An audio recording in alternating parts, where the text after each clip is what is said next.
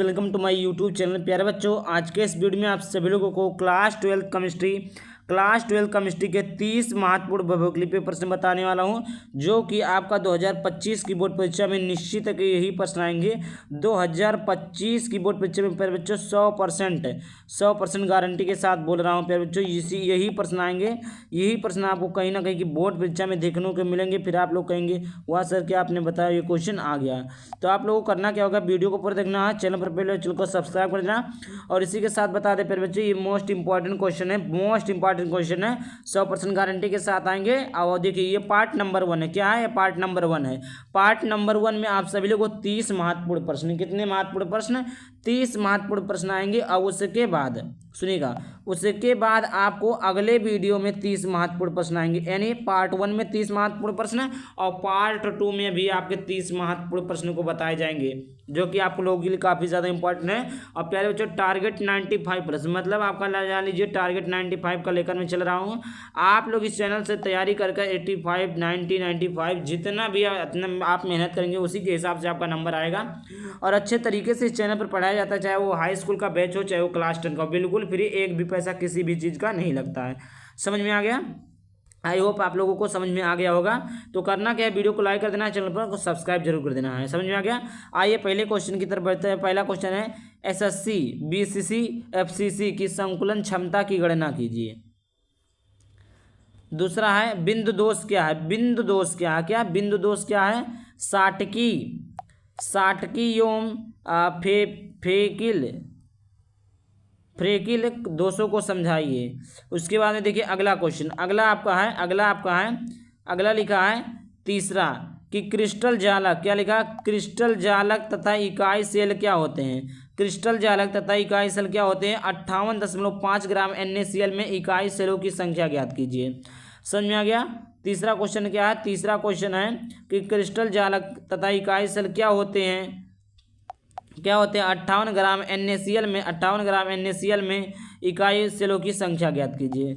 आगे बात करते हैं चौथा प्रश्न देखिएगा। चौथा प्रश्न है कि मोलरता, नॉर्मलता, फॉर्मलता को समझाइए। देखिए एक ही में क्यों चारों को लिख दिया गया, क्योंकि चारों के चारों बहुत ही इंपॉर्टेंट है, इसलिए एक ही में लिख दिया गया है कि मोलरता तथा नॉर्मलता को समझाइए। ये बहुत ही इंपॉर्टेंट क्वेश्चन पे बच्चों 2025 की बोर्ड परीक्षा से, ये हर साल बोर्ड परीक्षा में आता है, चाहे वो आपका PYQ का बोर्ड परीक्षा हुआ, यानी प्रीवियस ईयर का बोर्ड परीक्षा हुआ हो, या अगले साल या आने वाली भी बोर्ड परीक्षाओं में काफ़ी ज़्यादा पूछा जाता है।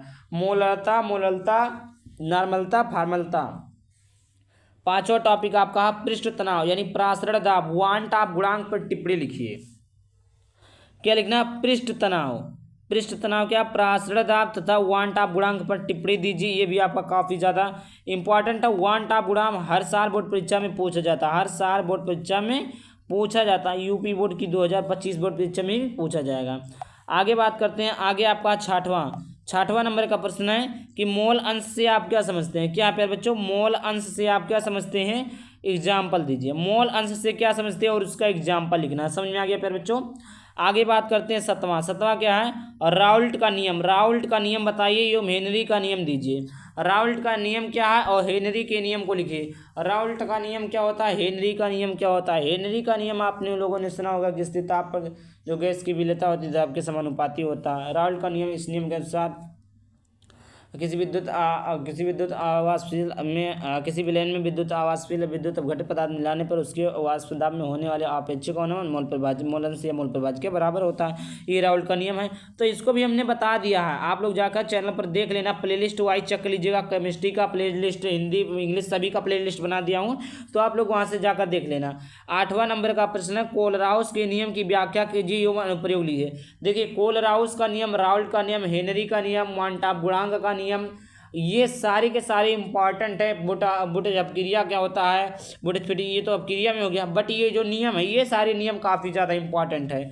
कोलराउस का नियम भी इंपॉर्टेंट है, ये उनके प्रयोग भी दीजिए। आगे बात करते हैं नौवां क्या? फैराडे के विद्युत अपघटन के नियमों को समझाइए। फैराडे के विद्युत अपघटन के नियम को समझाना। क्या समझाना है?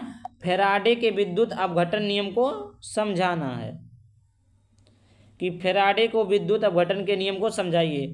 10वां आपका है मानक इलेक्ट्रोड क्या है? क्या प्यारे बच्चों, मानक इलेक्ट्रोड विभव क्या है, इलेक्ट्रोड विभव तथा मानक इलेक्ट्रोड विभव में संबंध बताइए। अब आप लोगों ने पढ़ा होगा कि मानक इलेक्ट्रोड विभव क्या होता है, इस इलेक्ट्रोड विभव तथा मानक इलेक्ट्रोड विभव में संबंध बताइए। यहाँ तक थे आपके 10 क्वेश्चन। अगला देखते हैं, अगला क्वेश्चन देखिए 20 ही क्वेश्चन है, अगले वीडियो में आपको 30 क्वेश्चन मिलेंगे। 21वां नंबर का प्रश्न है, 21वां देखिएगा प्रश्न है, क्या होता है जब संक्रमण तत्वों के प्रमुख गुण बताइए। क्या होता है जब संक्रमण तत्वों के प्रमुख गुण बताइए।